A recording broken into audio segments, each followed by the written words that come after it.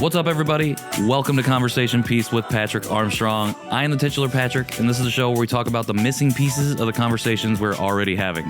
Shout out to our returning listeners, and a high five and hello to everybody joining us for the very first time. Thank you so much. November is National Adoption Awareness Month.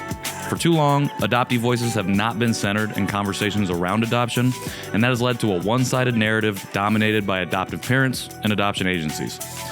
For the last few years or so, even longer actually, that's been changing. And this month, we're joining the chorus of adoptees who have been sharing their stories by highlighting Asian American adoptees right here in Indiana. Today, I am joined by Amy Plocharczyk, an Asian American adoptee, diving coach, and newly minted social worker. Amy, thank you for joining me. Thank you for having me.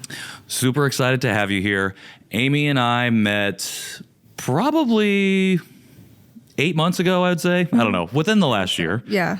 And we are part of the Indiana adoptee group of Asian adoptees. Mm-hmm. And we were talking before we got into the studio about having met in person just one time. Yeah. At a dinner. At dinner, yeah. But we had a really great conversation that night, and I'm really excited to be able to have you here to have this conversation today. I gave a few introductory pieces about you, but for anybody who's listening or watching who may not know who you are, do you mind sharing a little bit more about yourself? Yeah, sure. So I grew up on the north side of Indy in a suburb. I'm currently a diving coach, and I work at a bar for fun. I love it. I completed my undergrad at Miami University in Ohio, and then I completed my master's in social work at Indy, University of Indianapolis. And on the adoption side of things, I am reconnected or like in a reunion with all of my biological siblings and some extended family members, but... Okay, amazing. How many siblings are you reunited with, if you don't mind me asking? Yeah, so on my maternal side, there's 5 of us. Oh, wow. Yeah, all girls.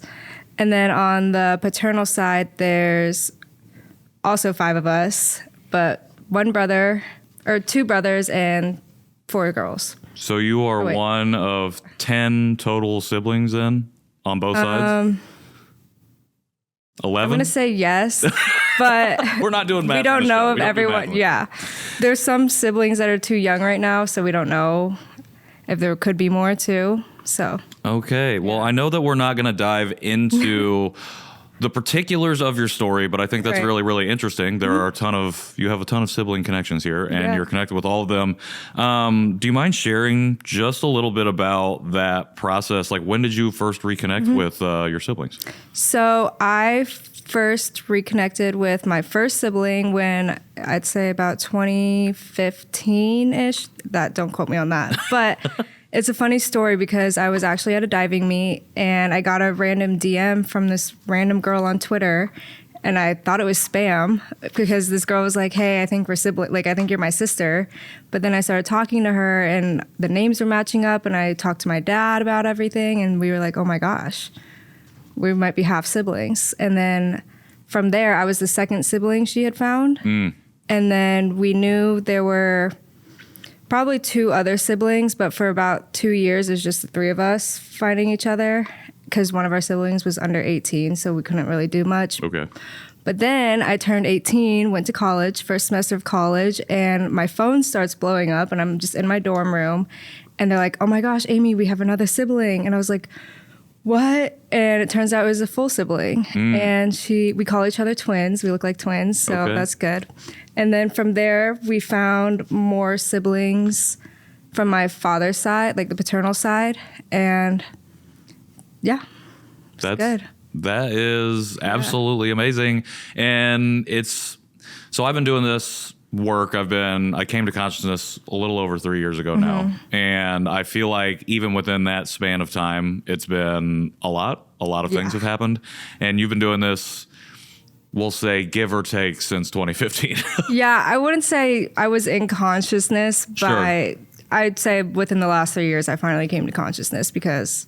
Well, and I think it's really interesting that you not only connected with a sibling who was doing an active search for other folks, but also that you were able to be there throughout the process of finding other siblings. You weren't just the last person to come into the mix.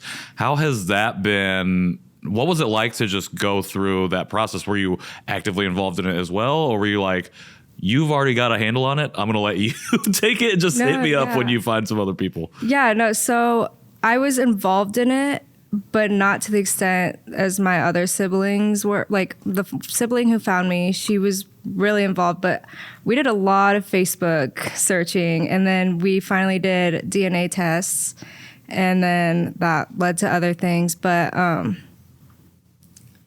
by the time my full sibling had found me, because she actually knew about me my whole life, but she waited until I turned 18, and I did not know about her. But she knew I existed, and then she knew a few other siblings existed, but they were also hard to get in contact with because they were under 18. So we didn't want to like ruin anything there, you know.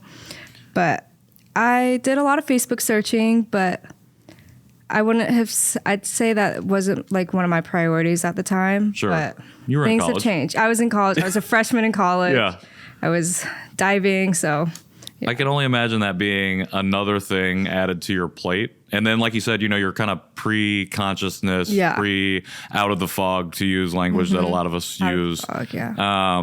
And it's just a lot. And I think even in this short kind of explainer here about your reunion journey that you've been on, it really highlights the complexities of even just one part of adoption and the adoptee experience. So I appreciate you sharing that.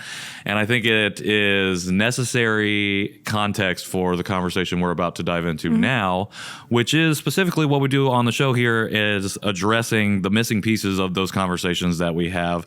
And for this series in November, we're going to be talking about the missing pieces of that conversation around the adoptee experience. So Amy, I just want to get right to it and ask you, from your perspective, what do you feel like is a missing piece of that conversation around our experiences as adoptees? I think a very big missing piece that's missing is in regards to the different types of Asian adoptees and those experiences. And then the way your identity develops throughout the lifespan, and then the disconnection you might feel when reconnecting with your culture you come from, or not even doing that. I love it. And listeners of the show will know that I've gone at length about this particular subject. But I want to hear from you. Can you dive into it just a little bit more about what you mean when you say the different aspects of Asian adoptees specifically? So from my experience of connecting with the Asian adoptees of Indiana, I've kind of felt myself feeling a little like not left out, but I have a different experience because I'm not a Korean American adoptee or Chinese American adoptee. And I just have a different experience of maybe like reunion, like the opportunity of reunion or getting in contact with other people. Sure. But yeah.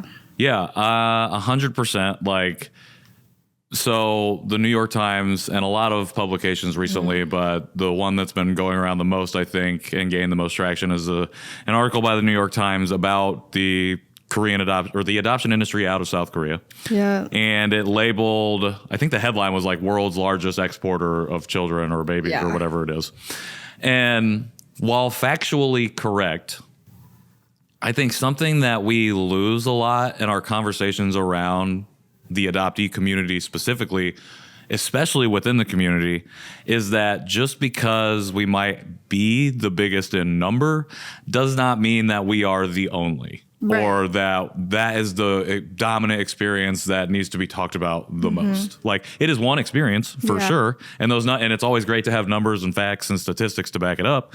But it's really important that we are aware of the larger fabric that we're a part of, and especially coming from Asia, a continent made up of more than 50 countries, with even more cultures and religions and identities and things that make up all of those countries. Right. You know, I think it's really, it does get lost in our community a little bit.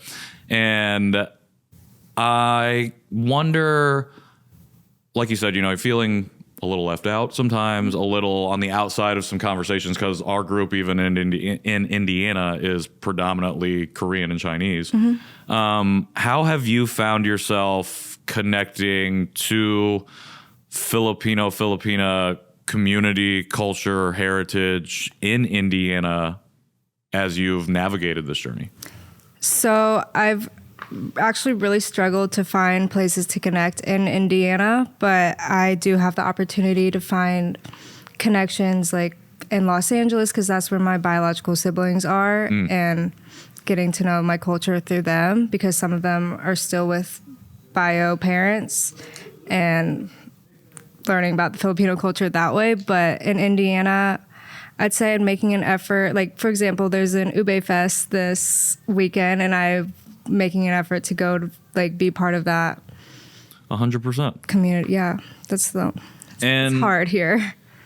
It is hard here. And I think that it's hard because I think even getting away from adoption and the adoptee community for a second, I think for Asian America outside of the coast, there is not always, but sometimes a disconnectivity between the different diasporic communities that exist wherever that might be. And I think that's very true here, at least from my perspective in Indiana, is that there are a number of different ethnicities, Asian ethnicities, that make up Asian America here in Indianapolis, in Indiana, and the state. But for whatever reason, there's not a lot of like cross community or cross organizational conversations happening. Yeah. And that can make it really difficult when someone is maybe maybe identifies as part of a community that's not as large as, say, a Korean or a Chinese or an East Asian community, who's trying to find their way into whatever that experience might be. How did you first find any connection to Filipina culture here in Indy? Like, what was there an in for you, or did you have to like create it for yourself? The first that's a hard question, because I'd say right now I still don't feel as connected to the Filipino culture in Indy. Okay. One, that's a different conversation, but the Filipino culture is really hard because, like, to be part of if you're not born into it, because the culture kind of doesn't support adoption, so it's not something that's talked about a lot. But I'd say just meeting other Asian adoptees in Indianapolis or Indiana, and then just immersing myself with other people that are Asian. Okay. is getting me there. For sure. Finding events through them. For sure. Everyone. Any events that you've been able to attend that stand out to you so far? I went to Asian Fest this summer. That was this summer, yeah. Okay. That was fun. And I met more Filipinos, but not everyone was Filipino adoptees, so it felt different. But I did meet some Filipino adoptees, but and then that's about it. Okay. I've been just trying to hang out with more people who look like me in general, just Asian.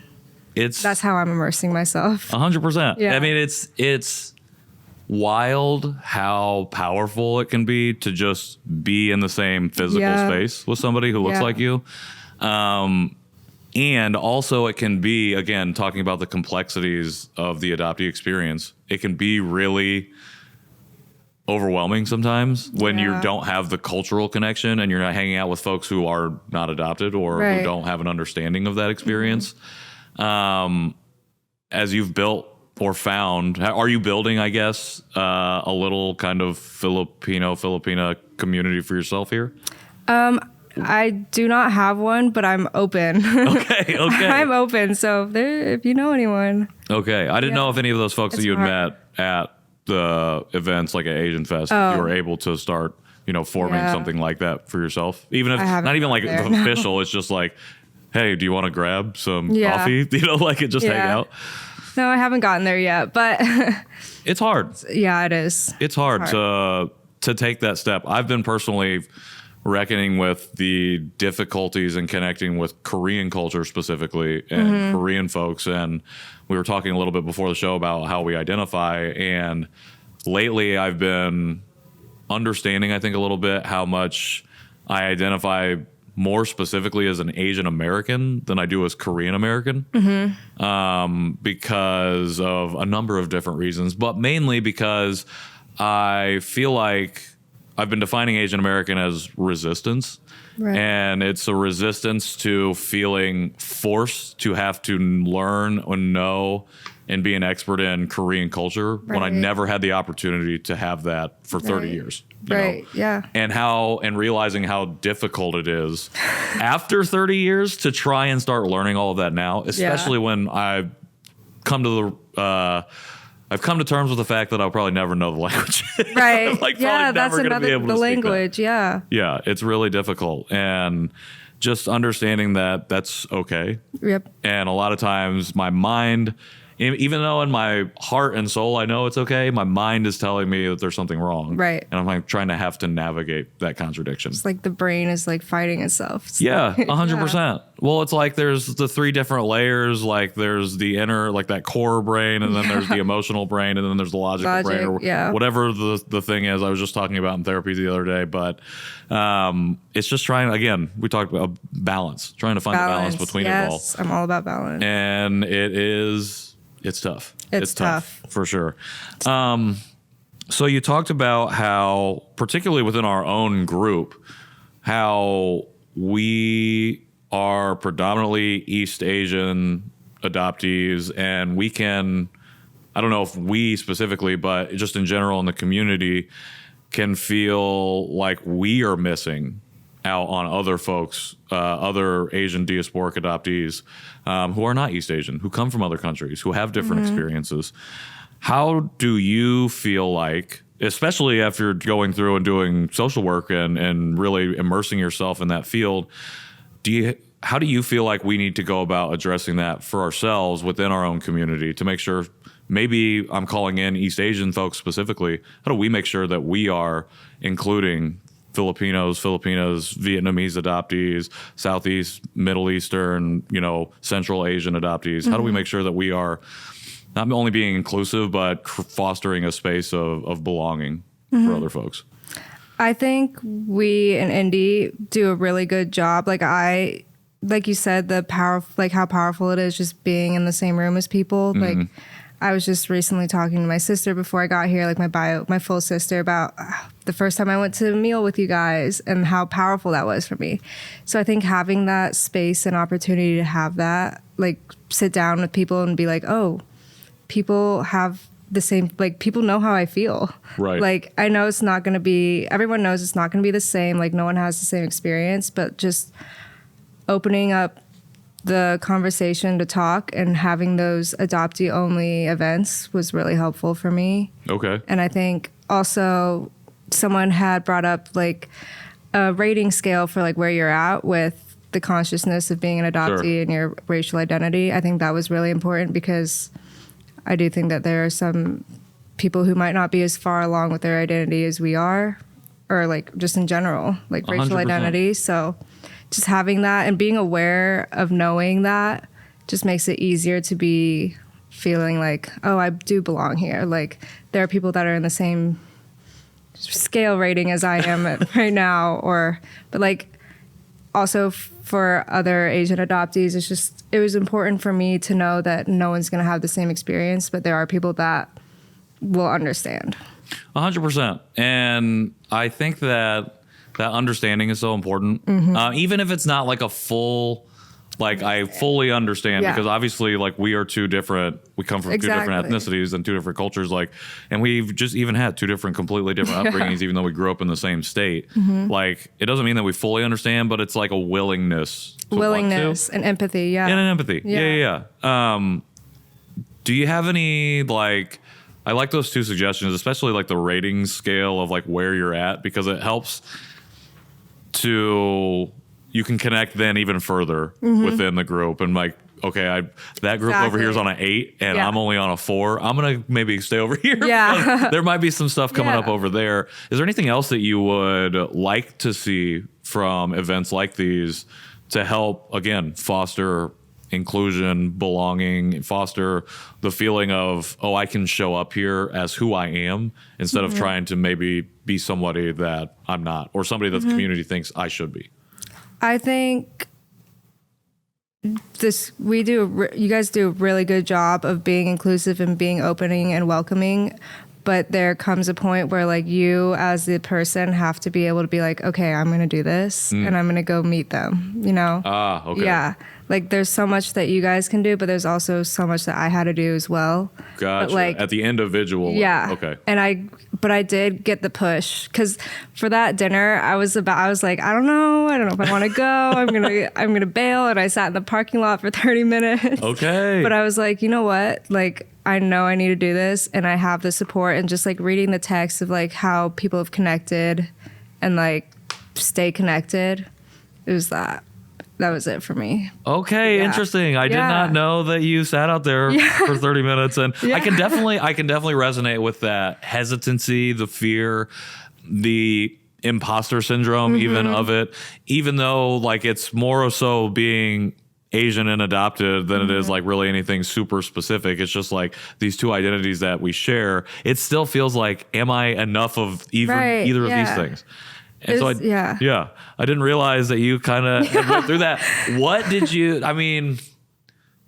How did you feel leaving that dinner? Like, do you remember the feelings that you had after that? Because from my perspective, it felt like you were just like, had been part of the group for a long time. Really? You've just been chilling. Like you were there for it. And like you were engaged in all the conversations that we have. At least that's what I remember. So like, what do you remember about like when you left? I remember let me start from when I got there. So Okay. I was obviously hesitant, and then we sit down and I'm still hesitant, and I'm just sitting there and I'm like, okay, this is fine. But then as we started talking, I just got like everything in me just like relaxed. I was like, okay, like I said, I told my sister, I was like, there's people in this world that know how I feel, that have been through very similar experiences. And I was like, okay.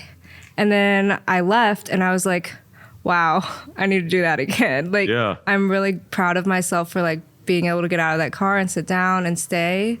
And I was excited for like more opportunities, which does bring me back to one thing that you said that we could do. Yeah. I think encouragement for being active in like the group settings was something that I needed. Okay. And I don't know if I'm sure other people might feel the same way, because like new people that are added, it's intimidating to be added into that group. I remember it was like, oh, all these people already know each other, and like I don't know where I'm at compared to them, and like it was just, as an adoptee, you're growing up comparing yourself. So being in that group, I was just like, I don't know, but the encouragement was good. Like a lot of encouragement. And honestly, this might not be good for everyone, but being called out and be like, hey, Amy, are you coming? Like, what are your plans? Like, that would have been like, yeah, sure. Gotcha. Yeah. Okay. All right. The encouragement. I like that. I like that. Here's the thing. I feel like we have been, and I take this accountability for myself on this, is just like, we've gotten so busy with other stuff. And this is like making excuses now, but like just trying to keep up with the group as it grows, trying to figure out where can we meet and do things, and then still meeting virtually or whatever the case might be. I feel like I haven't been as good as bringing that encouragement and setting us up to thrive in a way as like a new community.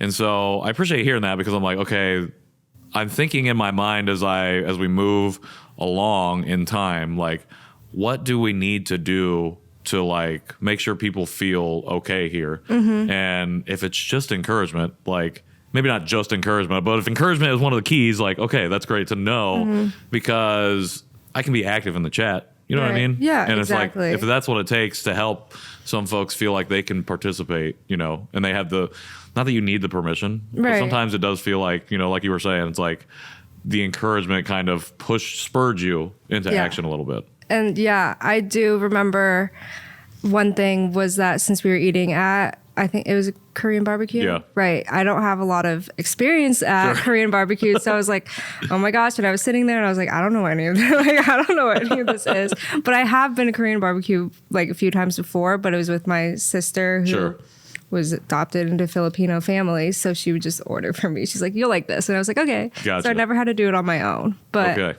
yeah. And also another thing was like, I hope that one day we can like find a way to hang out and not have to like spend loads of money, you know? Right. That is another thing. Yeah, And like- so sidebar, just really, that's something that I've been talking about with some folks in the group about, like, how do we maintain consistency Right. and like how we gather and when we gather. How do we also make it sustainable? So like for people's capacity, because everybody's at different points. New people are joining the group like every 2 weeks, I Yeah. feel like. Yeah. And it's like, I want to make sure that people not only feel welcomed, but also feel like, oh, I'm not just in a chat. I'm just not Right, a part of another group yeah. text message. No, I Like, get that. You know, so, okay. So lots of things that I'm thinking about. Yeah, the consistency part. I think if I had come into a group where I'd known like, oh, they're consistently meeting like once a month, Yeah. I would be like, okay, I can go this month. Or Yeah. maybe not this month, but I know they're going to meet next month. So I Right. know I can do that. But yeah, that just was going through my head right now. Yeah. But if I had a house Sure. and the resources, I'd be like, yeah, let's come to mine, you know? Okay. All right. You know? I like that. All right. I've got a lot of I know ideas. people are busy, so. True. I've got a lot of ideas swirling in my head that hopefully we can start implementing Yeah. here. But hopefully we can do something. yeah, we're going to make it happen. Yeah. So we've been talking a lot about like the internal community, not only of like your own experience, but the experience we've had in the group of adoptees as adoptees. And I hope that for people listening, they kind of see not only the complex nature of what it means to navigate it as yourself, but to navigate even the local community of people as you try to like find your way into that. Find your way.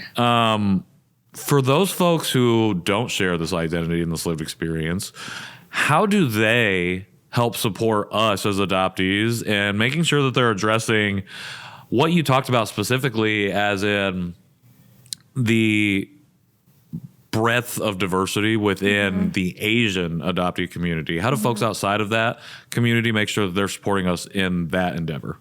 So that was a good question, actually. But you didn't prepare me for that. But I do. you. I always have answers. I have some friends that have been really supportive of my journey because they've been there since I came to consciousness. Sure.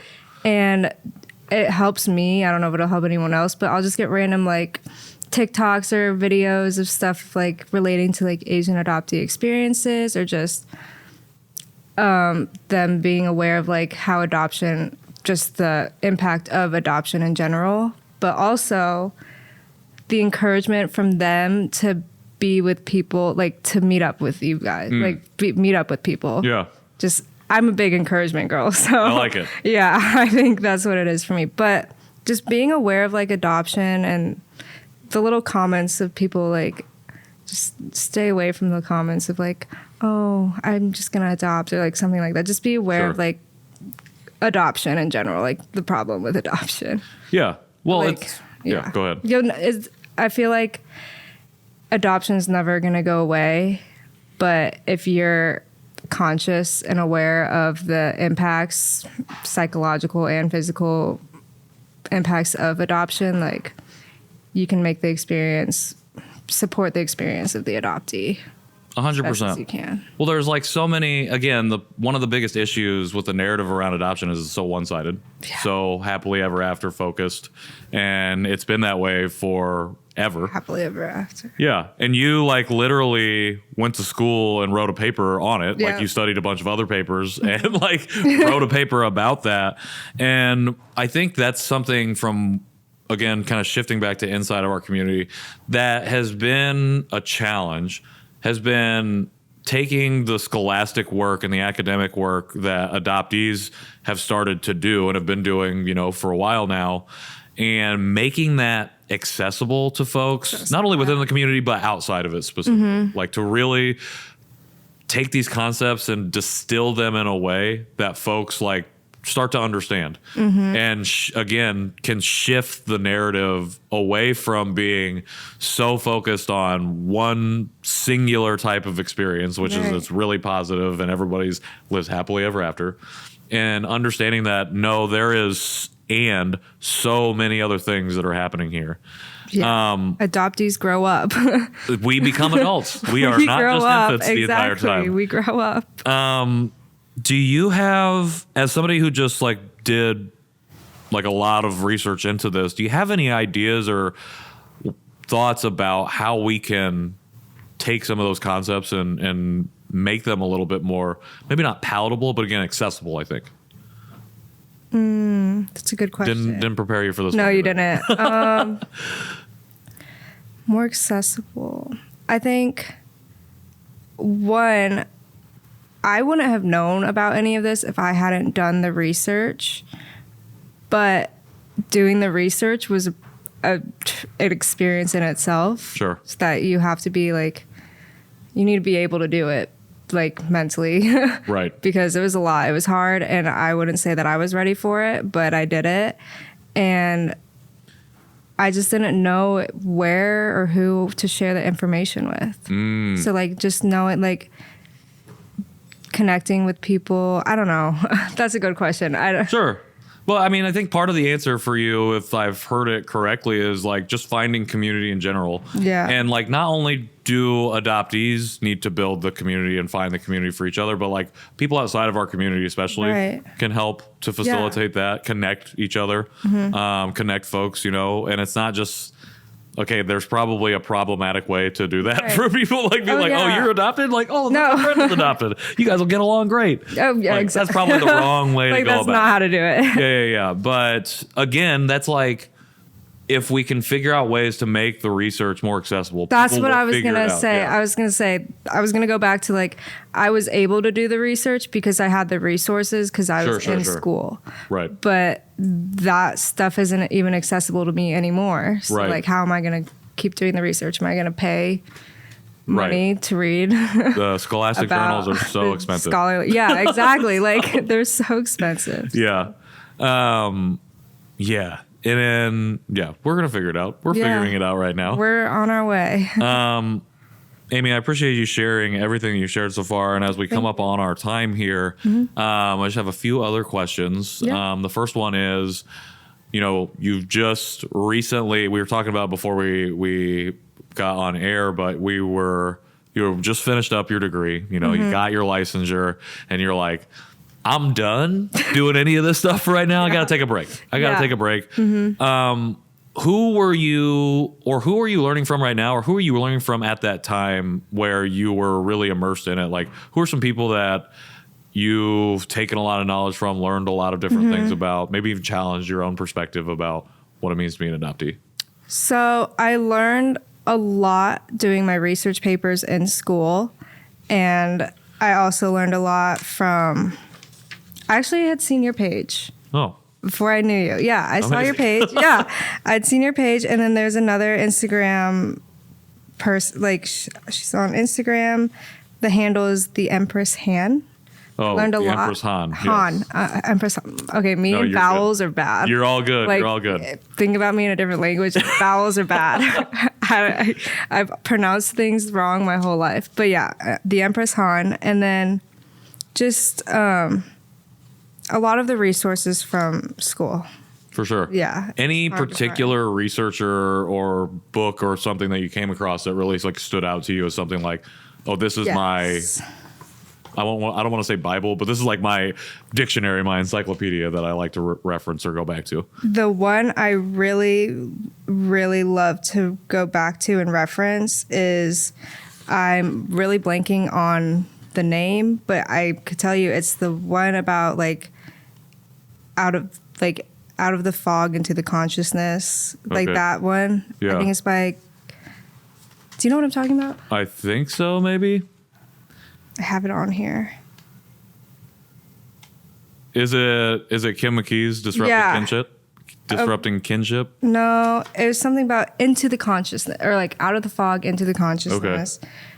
We'll figure it out. We'll figure it out. We can put it. Yeah. It'll be available for people. Looking at that, it's probably not. It's actually not in this paper, but it's a different paper that I didn't bring. But just even seeing that for myself while I was doing the research, I was like, whoa. And I sent it to all my siblings. I was like, you guys need to look at this. But some of them weren't ready to see that yet. Yeah. But just that model was great because it's different points that where people are at or find themselves, and like usually like the steps that people would go through during that process of being coming to consciousness. Well, especially for someone who has now reunited with so many siblings, like I'm sure you were able to see all of the different places somebody could be in that journey. Oh yeah. Like I think it's one thing to go on it by yourself and like see people parasocially on social media. It's a whole other thing to be like in a family of people that you've now reconnected that are in with different places. Yeah, completely different. I'm sure it's hard. Yeah. I can only imagine 100%. All right, I have a bonus question here before we ask our final question. Okay. This has nothing to do with adoption. But you mentioned at the top of the thing that you are a diving coach. You were a diver for a long time. Yeah. What is... Okay, it's actually a two-parter. What is your favorite thing about diving? And what's something about diving that is either a misconception or something that people would not expect of a diver? Oh, wow. Okay. I'd say my favorite part about diving is that it's a team sport, but you're doing it individually. Okay. Like at the end of the day, you're going to go to a competition and you have to show up for yourself first before you can show up for the team. So that like teaches you, I taught a lot of like accountability, like finding ways to motivate myself to do better. And I feel like I learned a lot of life lessons just being on a individual team sport is what I would like to call it. And then a misconception. Everyone thinks that we're swimmers. Like the only swimming I do is like doggy paddling to the side of the pool. Like other than that, like I can tread water, but like I don't swim. Like I can swim, but like I'm not going, like we don't swim for fun. You're not doing laps. No, we're not doing laps. We're swimming to get out of the pool. That's what we're doing. We're swimming to get to the top of the water or to get out of the pool. That's all. Okay. I love that. Yeah. I love that. I would have honestly probably categorized. I knew divers when I was in high school, and I probably would have said that they were swimmers. No, not just we divers. just share a pool. That's okay. all. I like it. Sometimes we don't even share a pool. They have their own pool. We have our own pool. Yeah, you stay in the long lap pool. We'll stay over here. Yeah. And the deep pool that we can just get out of. Exactly. Very quickly. Or sometimes if it's cold out, we'll just sit in the water a little bit, but we'll be like, yeah, you got to get out of the water. So I absolutely love that. Yeah. Thank you for sharing that. for asking. Love to learn about all of my guests and all of the specific things that we're a part of, because we're not just adoptees at the end of the day. You know, we carry a lot of different things that are part of our different identities. And you're a diver. Like that's part of who you are. So I appreciate you sharing that. As we wrap it up here, Amy, thank you so much for sharing everything that you've shared here and teaching not only myself, but the people who are listening, the people who are watching, a little bit more about this experience. And as we move forward, how does our audience support you this month? And how do we get connected with you if we want to connect with you, if you want people to connect with you going forward as well? Yeah. First, thank you for giving me this opportunity to share. Yeah. And support this month, I'm a big encouragement girl. So encouragement to be part of my community, to just be active, like not sit in my house all day doing nothing, but like at least make an effort to like be out there is good. But also, if you want to follow me on social media, I have an Instagram. You can follow me at Amy Plo, AMYPLO. But yeah, that's about all I use. I try it. Yeah. I feel you. There are too many social media apps. Yeah. I don't have Twitter. I don't have Facebook. Yeah. I basically just use Instagram. I don't use Threads anymore. I used it for like 2 days and got off of that. I do have a TikTok that I use for my coaching, but it's mainly diving and rock climbing. And rock climbing. Yeah, we didn't even get into I know. the rock I climbing. forgot to mention that actually. All right. Yeah. That'll be the next time. We'll have to talk a little bit more about rock climbing. But Amy, I can't thank you enough again for coming on here, for sharing, for being a part of the show. For everybody else out there, you can find links to all of the things that we talked about, including the book or paper or whatever it was. I'll find it. Not 100% sure of. Yeah. In the show notes, we will also include Amy's Instagram and how you want to connect with her TikTok, her diving and rock climbing TikTok in the show notes as well. Just really want to quickly shout out our video guy, Torrin Messer. He's walking around back here. Shout out to Soundspace and Lightbound Studios for having the space that I can record in now. If you want to support this show, you can leave us a rating or review wherever you get your podcasts. And make sure to subscribe to our weekly newsletter to stay up to date on everything that's happening here. Don't forget, paid subscribers get access to our weekly companion podcast. I've wanted to say podcast conversation notes. And if you just want to chat about anything related to this episode or anything related to the show or just anything in general, drop us a DM at Conversation Podpiece on Instagram. You can also hit me up personally at Patrick and the World. And that's it. I hope you have a good November. Until next time, I'm Patrick Armstrong, and this has been Conversation Piece. Thanks, Amy. Thank you.